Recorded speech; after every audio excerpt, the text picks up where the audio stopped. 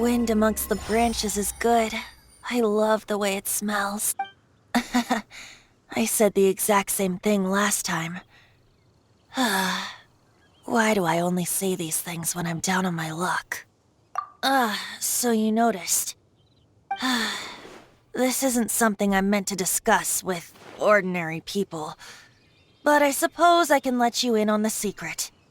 As you know, visions are external magical foci that only a small minority of people possess. They use these visions to channel elemental power. In truth, every wielder of a vision is one who can attain godhood and ascend to Celestia. We call such people allogenes. Allogenes? Paimon's never heard of them before. That's because this is a secret that only Archons are privy to. We don't need primitive tools like visions. Instead, each Archon has an internal magical focus that resonates directly with Celestia itself, known as a gnosis.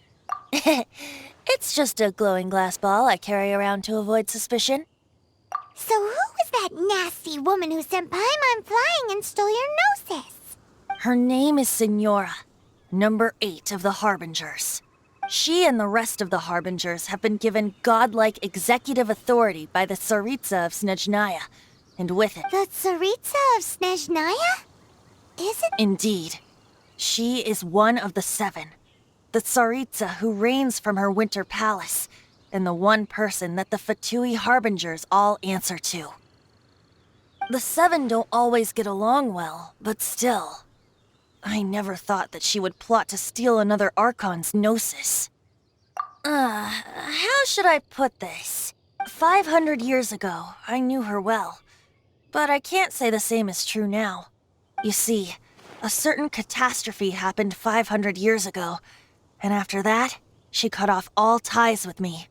But we can save discussion of the Cryo-Archon and the Fatui for another day. If you seek the rest of the 7, many difficulties lie ahead of you still. You should head for Mondstadt's neighboring nation of Liyue.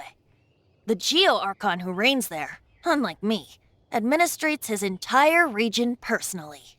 He only descends once every year to give his divine predictions, which set the direction for Liyue for the rest of that year. Even so, it sounds like he works much harder than a certain someone, In any case, this year's Rite of Descension is soon to begin. If you miss it, you'll just have to wait another year. What? Oh, why didn't you tell us before? Well, then bye! We're going! One moment, Windborn Outlander.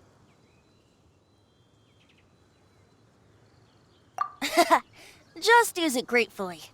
Or, better yet, treat me to a glass of dandelion wine. Traveler, as you set off on your journey once again, you must remember that the journey itself has meaning. The birds of Tevat, the songs in the cities, the Tsaritsa, her Fatui and the monsters, they are all part of your journey. The destination is not everything. So before you reach the end, keep your eyes open. Use the chance to take in the world around you. Great. So that's that for the Animo Archon's admonishments. Back to Venti time. If you want to chat, now's the time. A bard stays not always in a single clime. Kaya shared some new intelligence, you say? Oh, I see. So, the Abyss Order has a princess who orchestrated the plan to corrupt Dvalin? They were probably trying to turn Dvalin into a weapon of war for the Abyss. But that said, I have never heard of any such prince of the Abyss Order. I think so too. Apparently. But how does a princess come out of nowhere and take command over the entire Abyss Order? If you want to chat, now's the time. A bard stays not always in a single clime. That Fatui lady didn't hang around, did she? She just grabbed your gnosis and left? She wanted to avoid any eyewitnesses from the Knights of Favonius. The slightest slip-up here would have destroyed the Fatui's diplomatic relations with the Knights. So they're just gonna keep acting like Mondstadt's allies as if nothing happened? If only the 7 nations had banded together against the Abyss Order in the first place.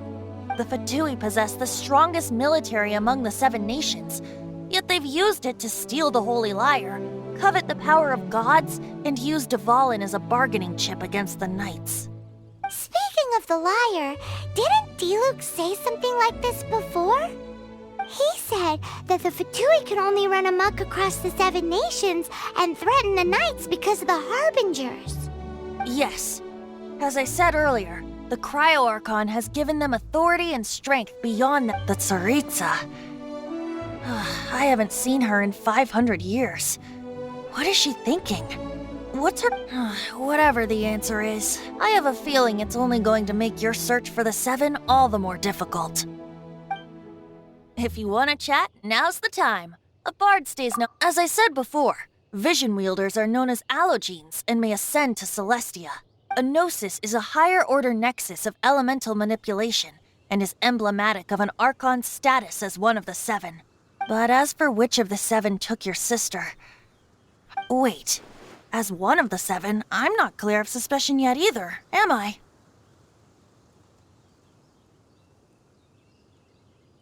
Hang on a hot second. Tone Deaf Bard is just one of Barbados' many incarnations. Who's to say that... We're a great team indeed. Say, once you find your sister, how would you like to become one of the new 4 winds? You don't seem too into it. Hey, Tone Deaf Bard! If being one of the 4 winds means free food, you can consider Paimon. If you want to chat, now's the time. A bard stays not always up till the end. Dvalin remembered his duty as one of the 4 winds. As such, I don't intend to forcibly strip him of that duty and force my ideals of freedom onto him. I just hope that Dvalin will be able to choose for himself and understand what freedom is. Before I became an Archon, I too was taught the meaning of freedom in this way by a friend. If you want to chat, now's the time. Well then, best be off to Liyue. If the dissension ritual you failed to tally, then another year you must dally.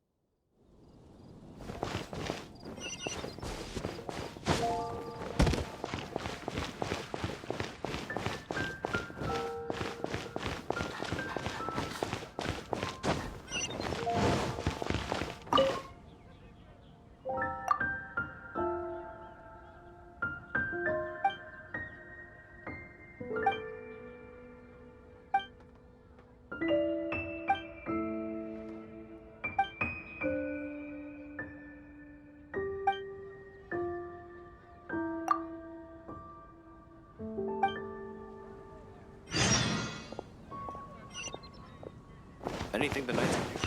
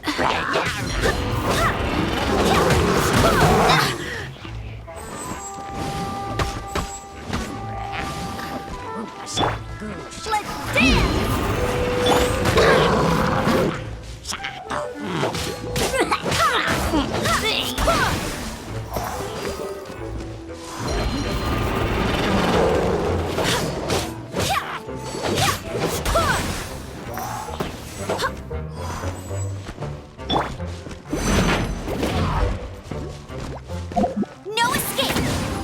Bet you can't keep up with me!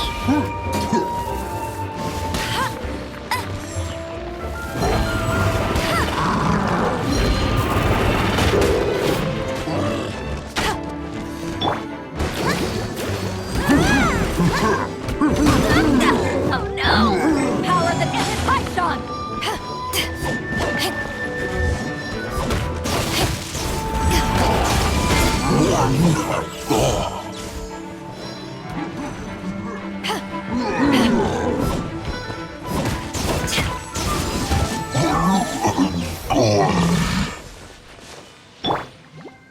I'll protect us!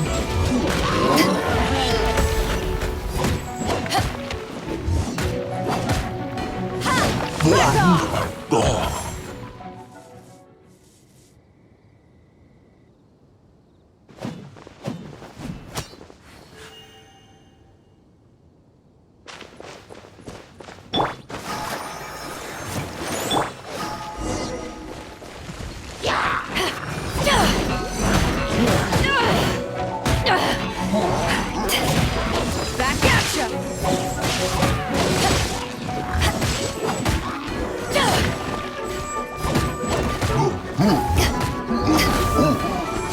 Back at ya!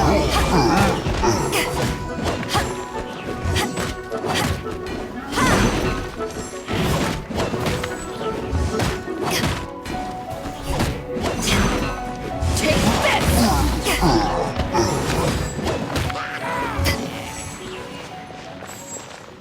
I'll protect us!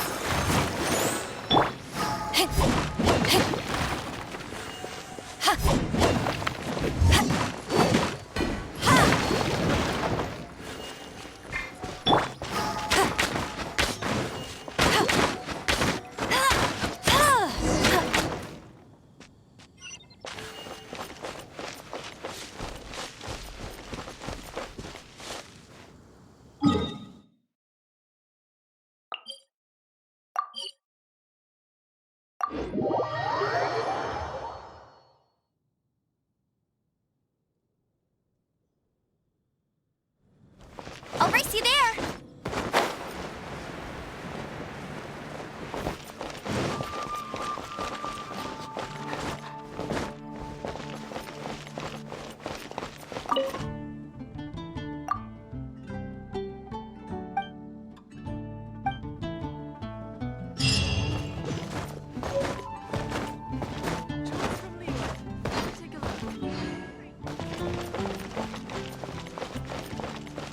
Anything the Knights can do for you?